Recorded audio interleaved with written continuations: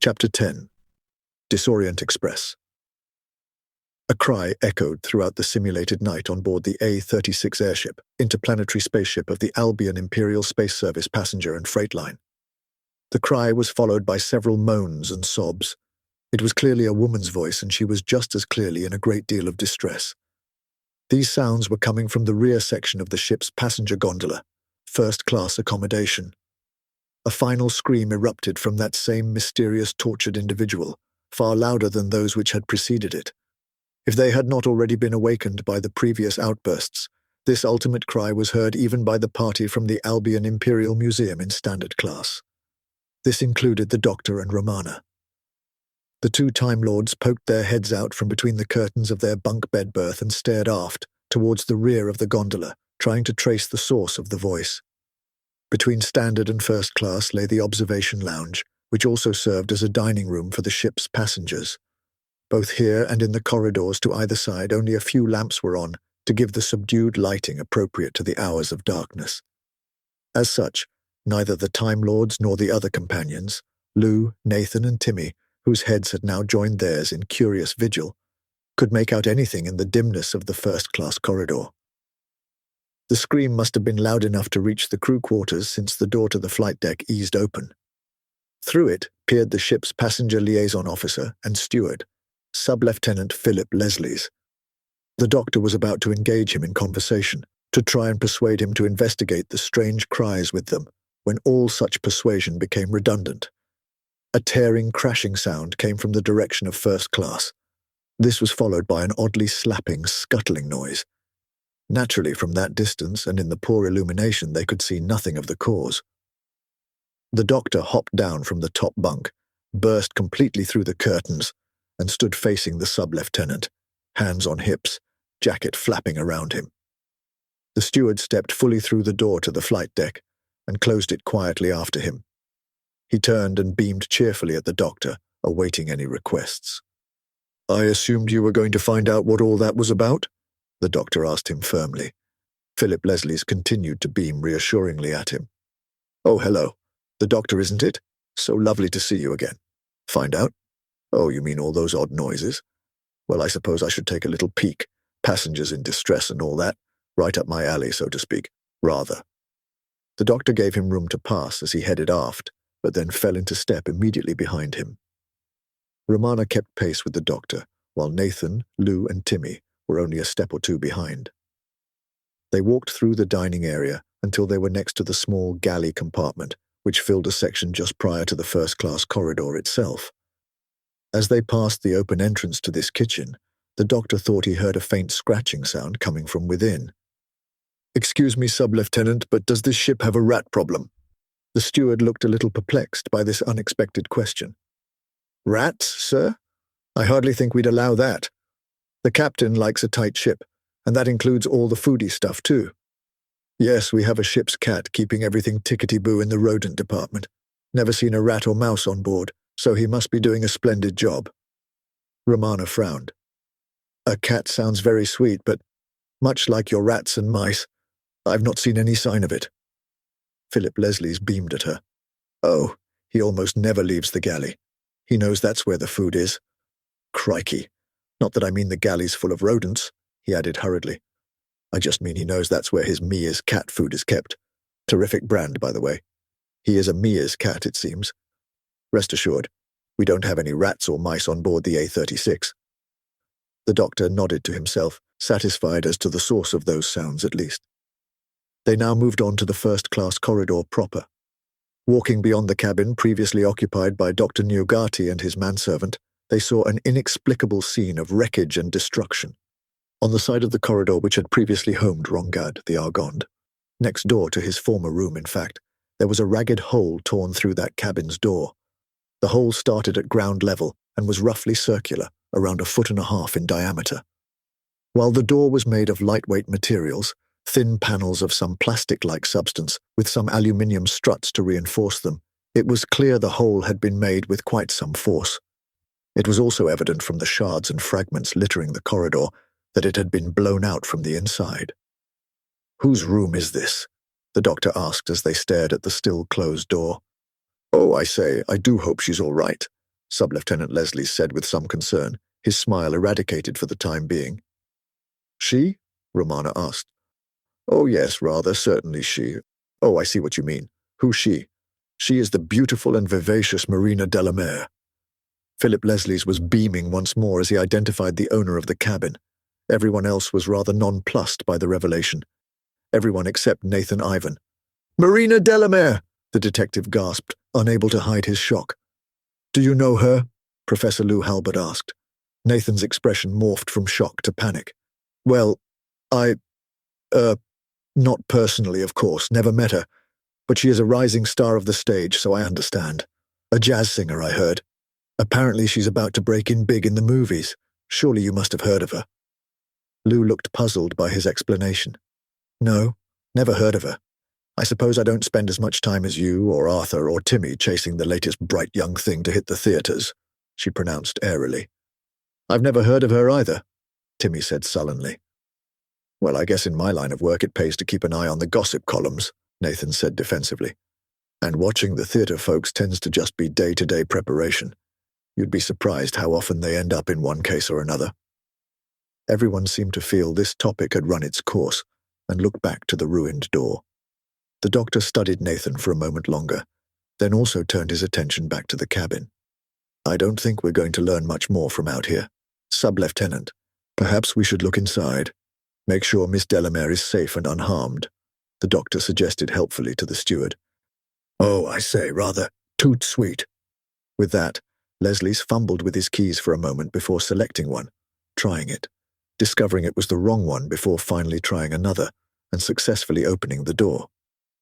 The inside of the cabin was messy, but disarray aside looked as one might expect for a moderately successful independent woman traveling alone.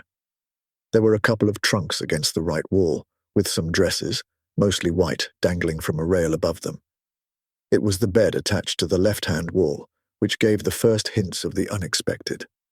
The covers were thrown almost completely off the bed, hanging partially onto the floor. But by far the most unusual feature was the complete absence of Marina Delamere. "Crikey!" Sub-Lieutenant Leslie's cried. "Where has she got to?" He then glanced at the wrecked door. "Do you think she left through there?" he asked, pointing to the ragged hole. The doctor raised his eyebrows. "I think it's a bit of a tight squeeze for your average adult Albion. Not impossible, perhaps, but certainly a less than elegant exit, I suspect.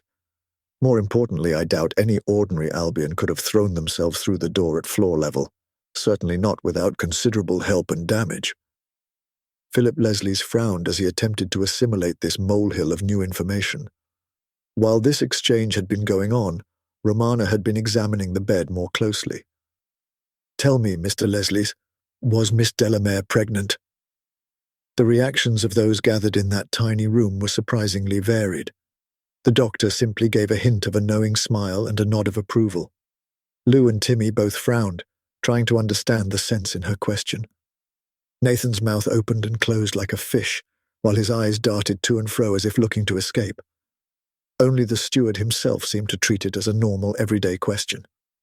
"Oh, I say, rather not.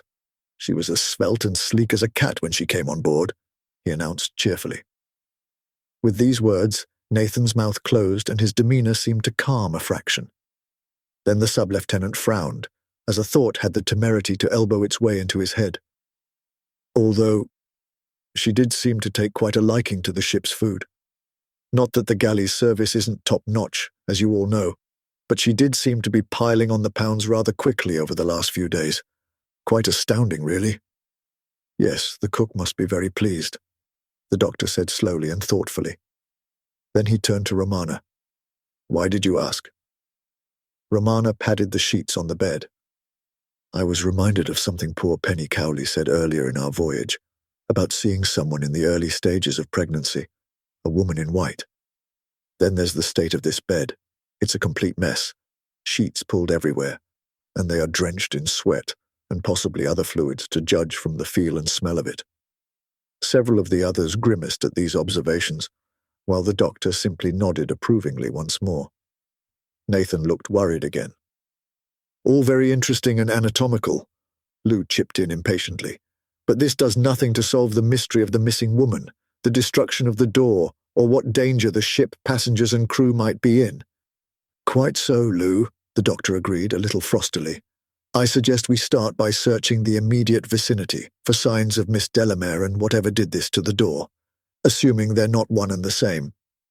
Everybody filed out of the room and back into the first-class corridor. "I recommend we split up to cover more ground," the doctor said briskly. "Perhaps the good sub-lieutenant could search aft with Lou and Timmy, while Romana, Nathan and myself search the galley and dining area." There were no objections, and so the party split. As the two Time Lords and Nathan began to carefully study the corridor for clues, all the while moving in the direction of the dining room, Romana looked unusually pleased by something. Eventually, the doctor's curiosity got the better of him. "Romana, what are you thinking about?" Romana's mind had clearly been elsewhere, and she gave a sheepish smile as her thoughts returned to their more immediate surroundings. "Oh, I was just thinking we might get to meet the ship's cat when we search the galley. You said you heard movement in there, didn't you?" The doctor half smiled. "I certainly did say that," he agreed cautiously. As luck would have it, they had now arrived at the dark and open door to the galley. Since it was night on board ship, the kitchen lights were extinguished, the only light to see by being whatever filtered in from the already dim corridor. Carefully, for fear of tripping in the dark and sending crockery and pans flying, they crept into the small galley compartment. From what they could make out, the entirety of the far wall was taken up by a cooker, sink and storage area for both comestibles and cookware. Between that and the corridor wall was a long, narrow food preparation table made of polished steel, to judge from the few reflections which could be made out upon its surface. The doctor and Romana headed round the nearest end of the table, making for the oven and sink, while Nathan crept along between the table and the corridor wall. The doctor carefully reached for the oven door as Romana crouched down to check under the sink. Just as the doctor cracked open the cooker, the two Time Lords were distracted by a slight stumbling noise and a muttered curse from Nathan Ivan. They both turned in his direction and stood up. The detective had been stooping over on the other side of the table, his fedora-topped head now twisted to face the doctor and Romana. "Well, I guess I found the cat," he told them flatly. As he did so, he stood up and held something aloft, dangling from his right hand. Given he was in shadow, he was practically a silhouette. This included the object he was holding. From what they could see, it looked for all the world like a snake. With a slow, creeping horror, the two Time Lords realized it was a cat's tail. "Where's the rest of it?" Romana cried, more than a little upset. Nathan waggled his head and shrugged. "A mystery I'd like to get to the bottom of, too," he confessed. Meanwhile, the doctor had made a discovery of his own. "I've just found the light switch," he told them grimly. "Perhaps with more illumination we can see how the cat met its end, or even what met the end of the cat." He flicked the switch on in time to catch Romana's look of disapproval at his grim wordplay. There was a clatter of pots and pans from next to Romana's legs as something burst out of the storage area next to the sink, sending those pots and pans flying in all directions. They could not get a good look at the cause, what with the flying kitchen equipment and the speed with which it leapt under the central table, but they were left with a couple of disturbing impressions. Firstly, the thing seemed roughly the size of a Barbary ape or bonobo, certainly no bigger. Secondly, it appeared to have smooth or possibly slightly textured grey skin, almost like that of a shark. Now the thing was crashing through crockery and other kitchen supplies as it tore across the space under the food preparation table. As it flew out of the other side, it partially collided with one of Nathan's legs, the force of it nearly knocking him off his feet. He retained his balance, however, though whether he felt himself fortunate in this regard was hard to say, as he shared one final nightmarish vision with the Time Lords. The thing had stopped in the doorway of the galley for just a second, to stare back at the three companions. It opened its mouth and uttered a chilling, hissing scream at the trio. Now they could not deny the horror of what they saw. Its body was indeed not unlike that of a bonobo chimp, the same stringy and powerful musculature, the same number and approximate proportion of limbs. One fundamental difference, which had already been glimpsed, was it was utterly hairless. Its skin looked even more shark-like now it was stationary in the stronger light, while its hands and feet, or paws, were also vaguely chimp-like, with sizable claws at the ends of each digit. It also had quite unsimian webbing between those fingers and toes. Yet all this weirdness paled into insignificance compared to the features of its face. Although totally bald, with not even a central ridge from which Albion hair fronds grew, and its ears were perhaps a little longer and more pointed than might be expected, there was an uncanny and disturbing familiarity about those features. Oversized bared fangs aside, the creature undeniably bore the face of Nathan Ivan. The private investigator half collapsed against the central table, clutching at it for support. As he did so, the creature haired off on all fours with lightning speed towards the front of the ship. Moments later, Lou, Timmy, and Sub-Lieutenant Leslie skidded to a halt in the galley doorway. "What the hell is that?" Lou cried in disgust. Nathan shook his head in a daze. "We both kept one foot on the floor at all times," he mumbled to himself in shocked disbelief, barely coherent. The doctor walked over to him and gripped his left shoulder firmly, as if seeking to anchor him to reality. "I think you need to sit down. I would suggest in the observation lounge, and I think you might also need a drink. I know you have a lot of explaining to do." Nathan Ivan P.I. sat staring into a glass of whiskey, a drink obviously inspired by an earth drink of a similar name, and one which equally clearly was designed to have the same effect. So far, however, it had utterly failed to loosen the tongue of poor, shattered Nathan Ivan. "What was that thing?" snapped Timmy. "And why the devil did it have your face, man?" This was the most animated anyone had seen Timmy since the recent death of his wife, Penny, killed tragically by Dr. Nugati's unnatural half-Albion, half-cat manservant. It was clear this renewed vigor was fueled by anger, though whether this was simply triggered by the associations with another horrific half-Albion-looking creature, or something deeper, it was not yet clear. Nathan glanced up but did not otherwise respond to Timmy's fiery inquiry. The doctor sat opposite Nathan, studying him intently while sipping a tea. The drinks had been provided by Sub-Lieutenant Leslie's, who remained floating around the table just in case his services were required. The doctor was actually quite glad of this. At least he had not shown the presence of mind to inform the captain, one less complication to worry about.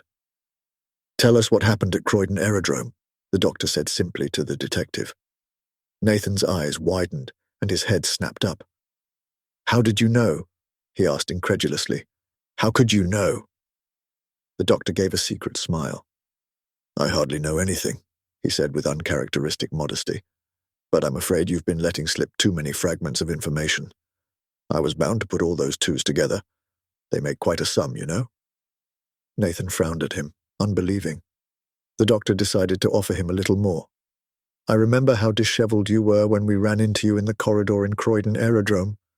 Far more ruffled than even your usual self. And your demeanor suggested you'd had quite an encounter, though at the time I was not sure of what sort. Now I have stronger suspicions."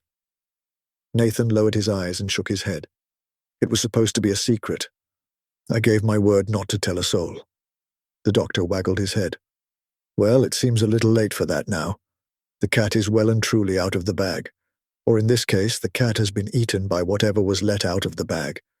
Wearing your face, by the way. Perhaps I can start you off on your tale and you can either correct me if I'm wrong or elaborate upon the details." Nathan looked dubious but curious and nodded his assent. "Well, the first thing, which can hardly be a surprise, is that you met Marina Delamere in Croydon Aerodrome's back offices and got on very well." "Very well?" Philip Leslie's chipped in, confused. "Very well indeed," the doctor confirmed significantly. Nathan shook his head with weary resignation. "You guess very well, but you said the first thing. Do you have a second?" "For you, all the time in the world. But this particular second is the nature of Miss Delamere. She is not Albion or Kai Rowan, she is not of your species at all, or even, I would guess, wholly of this universe. Here Nathan's mouth fell open again. I made an understatement when I said you guess very well, he said, shocked. Yes, I don't need to correct you, but I see now I do have to explain myself. The doctor nodded, giving him the space to expand. Romana, Lou, and Timmy all sat round watching the detective with differing expressions ranging from curiosity through mild disgust to simmering fury. Yes, we had an encounter, and during that meeting I learned many things. Things I barely understood, many I don't think I did at all, and many more I wish I'd never learnt. Oh, the things I wish I could unhear and unsee. Here Nathan collapsed back in his chair, shaking his head. Then he took a sizable gulp of his whiskey and found the strength to continue. She told me about the bulk and those creatures that dwell there, things which at the time made almost no sense to me, but which all our subsequent adventures have just reinforced the truth of. After all, it was only yesterday that we were all in the bulk. Romana nodded and sought to guide his tale a little. Is Marina Delamere a being known as a devil of the sea by any chance? And if so, what were her plans for you, for us, for this system? And how did it involve Newgati? Nathan nodded gravely. You and the doctor clearly know a great deal. Yes, that is her people. They are somehow tied to those gods, or bulk entities, like those Newgati spoke of. Ichthul too, Satesh and the rest. She told me some of these were trying to break into our universe, or consume it. I'm not clear on the details. Of course, the doctor said softly with some sympathy. Some things you were never meant to know. Nathan smiled grimly. And yet cannot be unknown. Yes, although Marina was bound to these things, it seems she found our worlds, our universe amusing. Didn't want them destroyed, not while she was having her fun anyway. So she said she would help us, help me, as long as I kept it secret from you all. I suppose she thought the things she told me were that help, for all the good it's done me. The doctor frowned. Now let's not be too hasty in dismissing her aid. She made mention of Newgati, I believe. How does he fit into this? What does he hope to achieve? Nathan gave a twisted half-smile. Yeah, I guess she did give me that, he said with a grim chuckle. Apparently immortality, or his version of it, wasn't enough for him. He's after power, unspeakable power, and has allied himself with Ichthul too, or its agents, to get it. He is working with them to release this bulk entity into our universe. Now it was the doctor and Romana's turn to look shocked.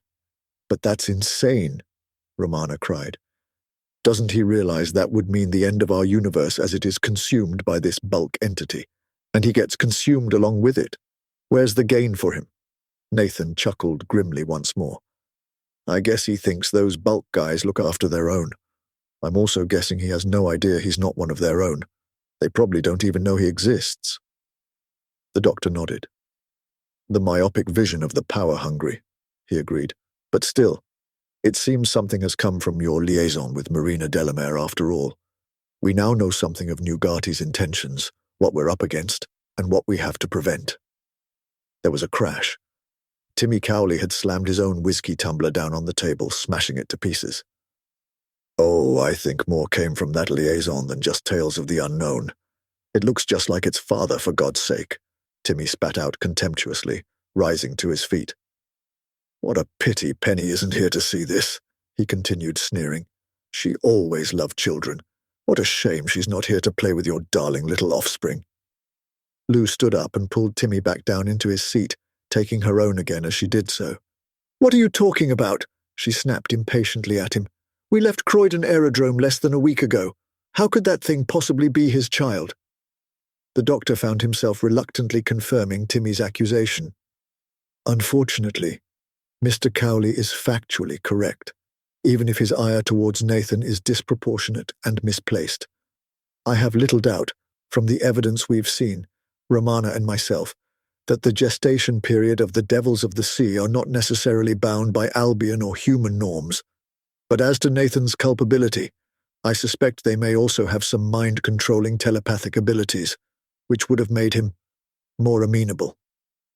Timmy was clearly still boiling with rage, but for now remained silent. The doctor stood to ensure he had the attention of all.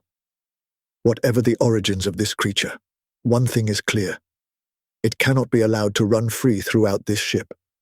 We have already witnessed its destructive power. And its appetite. Remember the cat. We also have the matter of the missing Marina Della Mare. She may be the mother of this thing, but whether she survived the birth, well, who can say? We should certainly try to ascertain her whereabouts. In any event, we shall achieve nothing sitting around here. Everyone looked pensive, each consumed by their own personal preoccupations, as well as the general well-being of the ship. You mean to trap it? Nathan inquired softly. The doctor cocked his head at the strangely subdued detective. I doubt we can hope to do much more than that. We're not exactly equipped for big game hunting, he said, trying to sound as good-natured as possible. Timmy Cowley slammed the desk again, this time with the palms of his hands. Why not? He yelled angrily. Nathan has a gun, as do I. Why shouldn't we hunt down and destroy this abomination? Lou frowned at the security expert, but it was Romana who pointed out the first flaw in his plan. While there may be firearms available, using projectile weapons on board such a delicate vessel as this is likely to do more harm than good. So far we have been exceedingly lucky. Wouldn't you agree, Sub-Lieutenant? Sub-Lieutenant Leslies had been standing to the side of the seated party, almost looking as if he were falling asleep where he stood. At the mention of his name, his head snapped up and his smile flashed into place. What ho? Eh? Shooting on board ship? Crikey. That does sound a little dicey. I don't think the captain would approve. Romana nodded in affirmation. There you have it then. No big game hunting for us. We'll be more like trappers. The doctor had listened to the whole conversation with rapt attention. Now a broad smile spread across his features. Trappers indeed. I think I might have the perfect plan, he said smugly. The members of the museum party, plus Sub-Lieutenant Leslies, were now spread around the front part of the gondola. Those furthest back were at the start of the first-class corridor, where it entered the observation lounge. Timmy Cowley blocked this avenue of escape, while slightly further inside the dining area stood Professor Lou Halberd. In the middle of the dining room waited the steward, Philip Leslies. He looked a little lost and unsure of what he was doing. It was almost as if someone had placed him where he would do least harm. Just beyond the twin toilets marking the entrance to the standard-class corridor stood Romana and Nathan. It was they who had acquired the roles of seekers, tasked to flush out the beast from wherever it lurked. All had agreed that the thing had last been seen heading forward. Fortunately, the stairs to the main body of the ship had been raised for the night, possibly a new edict from the captain to heighten security in the wake of all the strange occurrences on the voyage so far. The door to the flight deck was naturally securely fastened as Sub-Lieutenant Leslies had left it. Multiple tongue lashings from Captain Povey had at least ingrained this one duty into the habits of the hapless steward. This left the berths of the museum party themselves as the most likely hiding place for the uncanny shark-skinned simian thing. Nathan and Romana nodded to each other grimly and then crept up on the first berth. This happened to house the bunk beds of the doctor and Romana herself. She carefully gripped the edge of one half of the curtain while Nathan slid his hand next to hers to grasp the other half. Romana mouthed, 1, 2, 3, while counting off the same by extending the thumb and 2 fingers of her other hand. At 3, they both whisked back the curtains. Somewhat anticlimactically, the bunk beds were, while a little untidy, utterly empty of unnatural offspring. In spite of their failure, both Nathan and Romana exhaled short sighs of relief. They then looked at each other and silently agreed to check the berth behind them on the other side of the corridor. There were still several more to search before they reached the door to the bridge. Once again, they each carefully grabbed a curtain and prepared to repeat the procedure. Romana counted silently. 1, 2. The curtains burst open before the count of 3 and a shrieking, flying thing leapt upon them.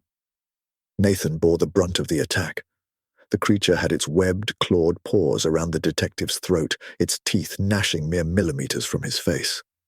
Nathan's eyes bulged as he found himself utterly unable to breathe. Blood was also seeping from under the creature's hands. It was clear the claws were doing damage. Romana stuffed the brass handle of her sword stick into the thing's mouth in an attempt to prevent it devouring the detective. This spawn of the bulk-tainted screamed in furious indignation. It released Nathan's neck and grabbed instead at the cane in its jaws. Romana now found herself wrestling against the entity for control of the weapon. Meanwhile, Nathan collapsed to the floor, choking. The strength of the creature was quite formidable given its size, and to Romana's aching arms it also seemed heavier than it should be. Nevertheless, she was able to swing both the cane and it around her until it was flung free, flying into the dining room.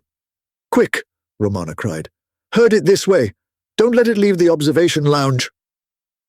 The observation lounge cum dining room had been laid out for breakfast. This neat and orderly arrangement was quickly dispelled. The creature ran around the room at floor level, knocking tables and chairs flying, crockery and cutlery going with it. At one point, even Sub-Lieutenant Leslie's was sent sailing through the air. Timmy and Lou had apparently agreed to swap positions, Timmy driving in towards the creature swinging a folded metal chair, while Lou now blocked the corridor to first class. Romana had taken up a defensive position, holding her sword stick like a club, standing just in front of the left-hand toilet door. Nathan appeared beside her in the entrance to the standard-class corridor, clutching his bleeding throat. While messy, it seemed his wounds were not life-threatening. "Don't kill it," he rasped at Timmy. "We're trying to catch it, remember?" Timmy just gave a wordless growl and continued to thrash his chair in the direction of the monster. The right-hand toiletry cubicle was open, and the creature leapt into it, landing inside the generous bowl of the toilet itself. It sat with its forepaws on the rim, glaring at all comers. The creature hissed and screeched, baring its substantial fangs. The doctor leapt from behind the cubicle door and slammed the toilet lid down upon the thing. It just managed to move its paws out of the way before they could be caught or crushed, but this only meant it was now entirely contained within the toilet bowl.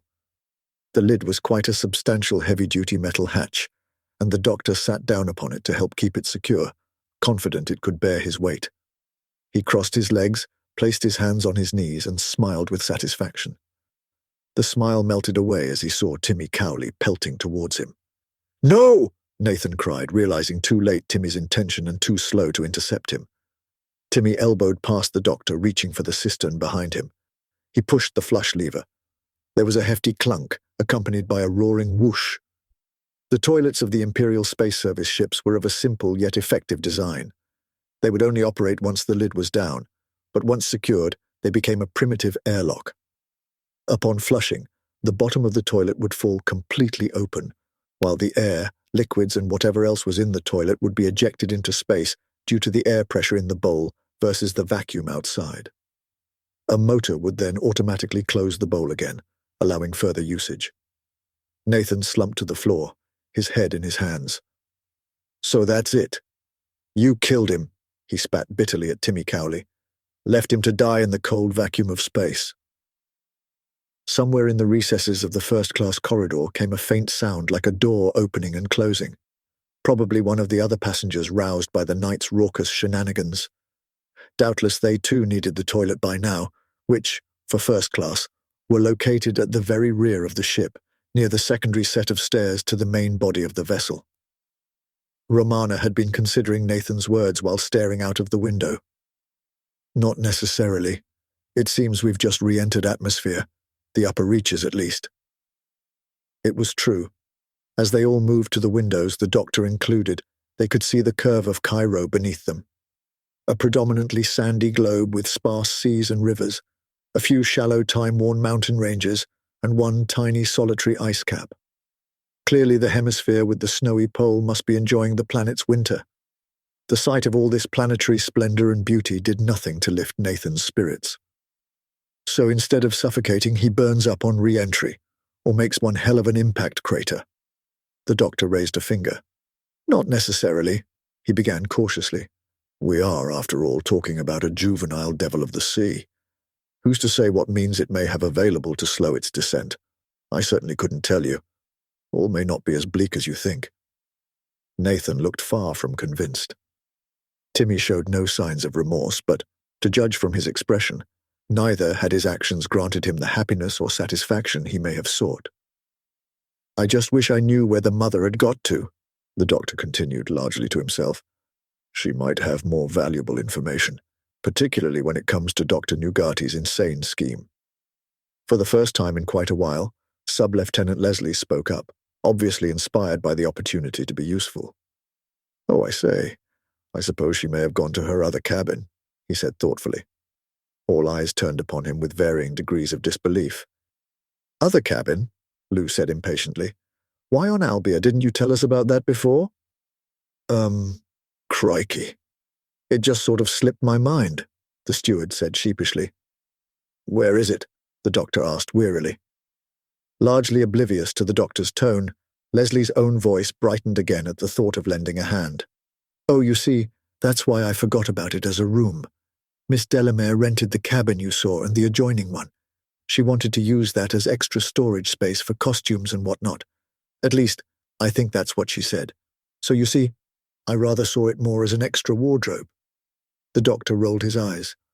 "Well, perhaps you could take us to this wardrobe and let us in. Who knows what wondrous creatures or lands we may discover?" Led by Sub-Lieutenant Leslies, fiddling with his keys, the party re-entered the first-class corridor. They passed the wrecked door to Marina Delamere's main cabin, and then stopped before the next door along. The steward unlocked it, and they all piled inside. The room was much like that next door. There was little evidence of it being repurposed as a walk-in wardrobe. Indeed, it even looked as though this bed had also been recently used. Although it was still made up, it did look as though someone might have been lying or sitting on top of the covers. Beyond this, though, there was still no sign of the elusive Miss Delamere. Romana walked over to the ensuite toiletry cubicle and opened the concertina-like door. She turned to face the doctor. "Doctor, you'd better come and look at this," she said grimly. The doctor was by her side in a couple of strides, and he too stared into the tiny compartment. As well as a small shower head and sink, there was also a modest square mirror on the ship's wall above the sink. This formed the door of a shallow medicine cabinet. Someone had drawn upon the mirror in red lipstick. On its upper half was a neatly rendered smiley face. A circle formed the head, two more smaller circles the eyes, and a simple curved line its smile. There was one feature which looked slightly out of place. Beneath the right eye was a single perfect stylized teardrop, like a raindrop from a weather broadcast. It was also in red lipstick, and the outline was filled in. Beneath the tearful, smiling face, in quite neat, legible writing, was a message, also in lipstick. For all its simplicity, it caused mounting trepidation in both Romana and the doctor.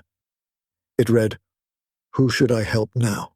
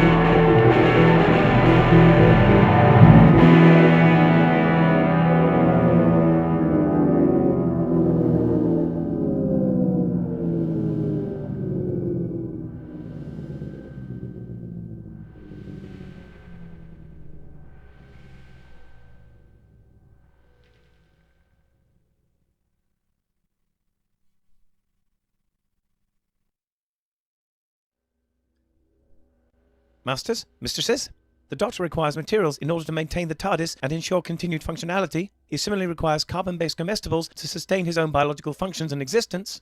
Master would never say this, but he requires aid beyond that supplied by this unit in order to acquire these.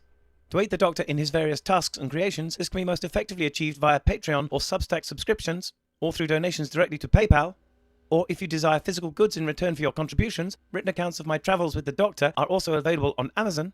Links are in the description below. Thank you, masters, mistresses.